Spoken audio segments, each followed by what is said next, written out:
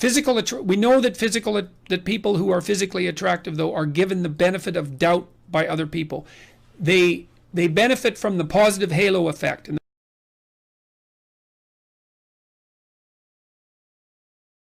Superheroes and warriors in movies and cartoons look the way that our subconscious mind expects them to look.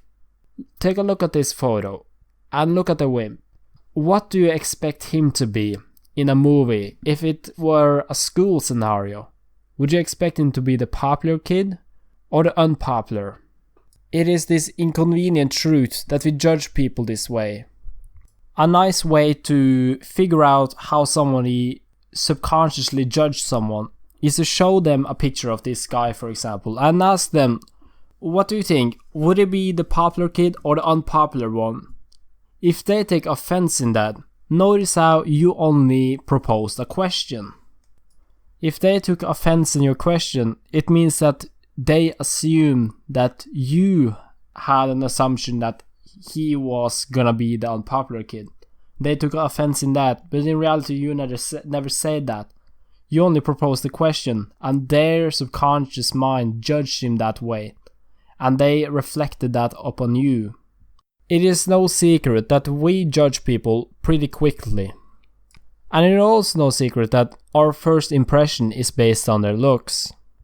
Under a second it takes for us to have some sort of assumption about who we are looking at. There is something called the halo effect.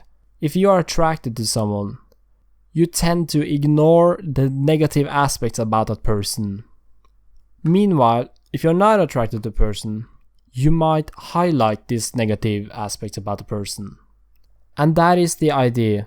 When we feel positive about someone, we also think positive about that person. This means that how somebody else think about us is based on how they feel about us. And how they feel about us is based on their first impression, which is based on looks. This means that if somebody is attracted to you, they are gonna think the best of you. They are gonna think that you make a lot of money, that you are healthy, that you have a lot of friends, and that you have a great personality. Even though they have never even talked to you. Maybe they have, or maybe they haven't. But if they haven't, they're still gonna think that you have a great personality. You oftentimes hear girls talk about this, that it's like an aura around the person. And this is the halo effect. This is our subconscious mind creating this emotional response. And with that emotional response, a lot of ideas come forth, which are associated with this emotional response. The positive halo effect is the propensity of people to assume good things about someone if there is one outstanding thing about them that's easily evident, that's good. And so if you stand up straight with your shoulders back, so that's rule 1 in 12 rules for life, then people are going to see you as more attractive. If you're symmetrical, you're more attractive. If you're thin but not too thin, you're more attractive. Well, and then there's like good skin and good teeth and good hair and all of those things, and proper proportions and youth, and there's a whole slew of things that feed into that. If you are characterized by a plethora of those features, then people are also going to assume that you're more competent and more worth having around, let's say. First, tall man Marcus. He's a lawyer, doctor, and then accountant. I would say he's an executive who likes sports. Probably earns maybe about $500,000 a year. 54, 58, close to 60 a year, 60,000. I would say maybe 100,000 a year. He looks like a tycoon. Now short man Melvin. He's little. Maybe a cook. He's like a cook. I think he's a quiet guy, and he's not very happy. I think he's having a difficult situation right now. So he earns about an average income, nothing fancy, but enough to live on, yeah. Minimum wage, I guess, 20,000 a year. On average, they credited Melvin with a meager $20,000 income and Marcus with a whopping $220,000. All thanks to a difference of 14 inches. I wish I was his size, to tell you the truth. We can tell a lot of things about someone by looking at their face, which is why the face is so important for first impressions.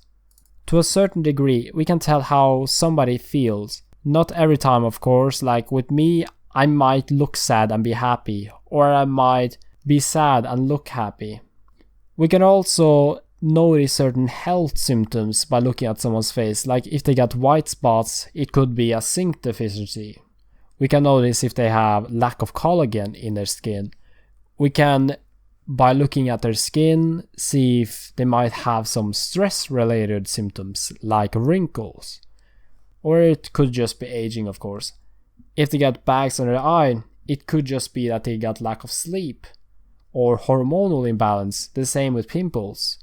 Of course, there could be other reasons for all of these things, but there's still a medical condition that we can notice by looking at somebody's skin.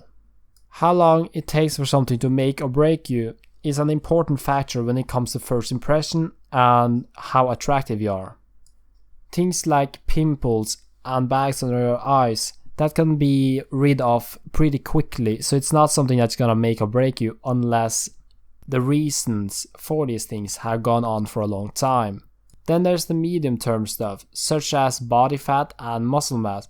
Then there's the more long term stuff, things that takes months and years.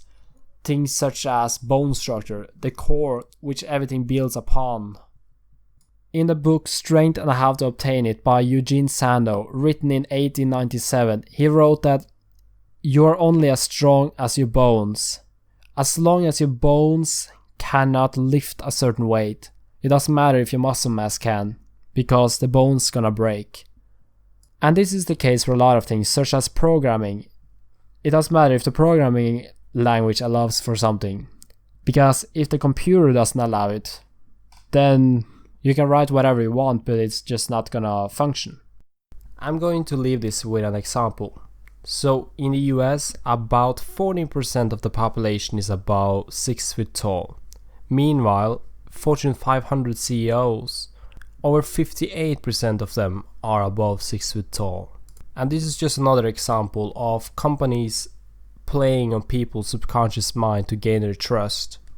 These companies knows that subconsciously we respect people that are taller than us, so they put people that are tall in positions where leadership is required.